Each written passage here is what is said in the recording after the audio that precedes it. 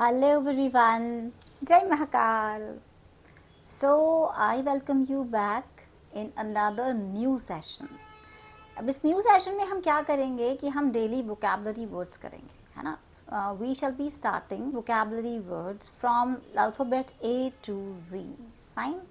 And we shall be doing 5 vocabulary words. Fine. हम 5 vocab words daily करेंगे जिससे कि आपकी जो इंग्लिश है वो और भी ज़्यादा स्ट्रेंथन हो जाए, आपका लैंग्वेज पे कमांड बहुत अच्छा हो जाए. एंड इसमें जो कुछ ऐसे वर्ड्स भी होंगे जो हम पहले भी कर चुके हैं. We have already gone through those words so that we can revise them as well. Fine.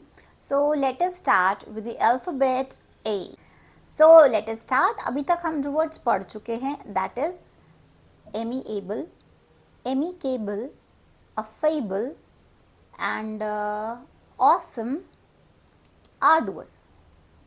तो ये 5 वर्ड्स हुए जो हम ऑलरेडी पढ़ चुके हैं. First is your amiable. Amiable का मतलब होता है मित्रवत, जो व्यक्ति बहुत फ्रेंडली हो. ये हमने स्ट्रेंथ में देखा था, right. Then we have amicable. Amicable भी होता है वही जो सिनोनिम है हमारा फ्रेंडली के लिए. फ्रेंडली का पर्यायवाची, मित्रवत होना, दोस्ताना व्यवहार रखना. अफेबल, अफेबल भी वही व्यक्ति होता है जो बहुत ज़्यादा खुश मिजाज होता है, बहुत फ्रेंडली होता है लोगों के साथ में. Then we have awesome. Awesome का मतलब होता है वंडरफुल, बहुत बढ़िया, बहुत शानदार. Then we have arduous. Arduous का मतलब होता है बहुत ज़्यादा कठिन होना, है ना, कठिन परिस्थिति में होना. That is arduous condition. Arduous का मतलब होता है टफ होना, मतलब बहुत ज़्यादा जटिल होना किसी चीज़ का. तो ये तो वो वोकैब वर्ड्स हैं जो हम ऑलरेडी कर चुके हैं. अब हम इसमें ऐड ऑन करते हैं कुछ और वोकैब वर्ड्स, राइट. तो पहला वर्ड जो आता है हमारा दैट इज एवलेंच. एवलेंच क्या होता है? एवलेंच का मतलब ये होता है कि जो पहाड़ों से बर्फ गिरती हुई आती है ना, बर्फ का पहाड़ कह लो या मलबा कह लो जो गिरता हुआ आ रहा है, उसको हम बोलते हैं एवलेंच. सो एवलेंच का मतलब क्या हुआ कि कोई बर्फ का पहाड़ जो नीचे गिरता हुआ आ रहा है या मलबा आ रहा है. इसको हम हमारे वर्क के रेफरेंस में भी ले सकते हैं. वर्क के रेफरेंस में क्या होगा? एवलेंच ऑफ वर्क, है ना, काम का पहाड़ टूट पड़ा मुझ पर. तो that is called as avalanche of work. Avalanche. Next word आता है दैट इज एवराइज. एवराइज का मतलब होता है इंटेंस ग्रीड. इंटेंस मतलब बहुत गहरी, और ग्रीड का मतलब होता है लालच. तो लालच का एक एडवांस वर्ड जैसे ग्रीड है, ग्रीड के लिए जो एडवांस वर्ड आता है that is called as एवराइज.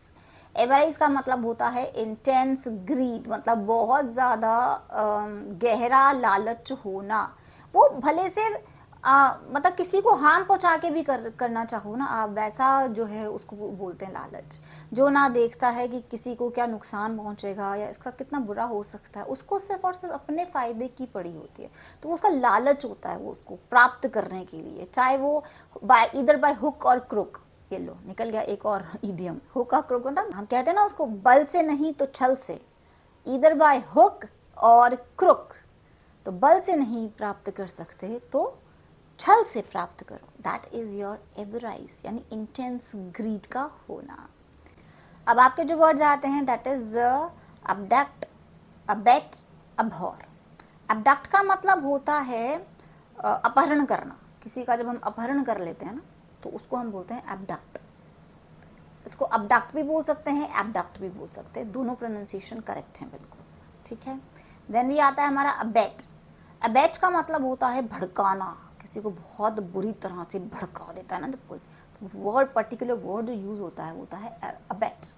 Abate के बाद आता है अबहॉर. अबहॉर का मतलब होता है नफरत करना. आई अबहॉर यू, मैं नफरत करती हूँ तुमसे. तो आई हेट यू, इसके लिए जो दूसरा वर्ड आता है दैट इज अबहॉर. अबहॉर का मतलब होता है नफरत करना.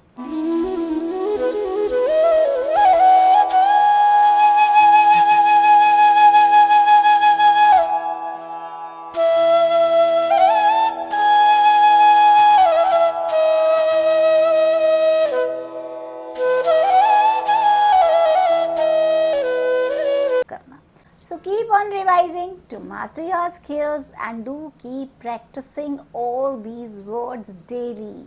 And don't forget to take very good care of yourself. See you tomorrow with new vocab words starting with alphabet B.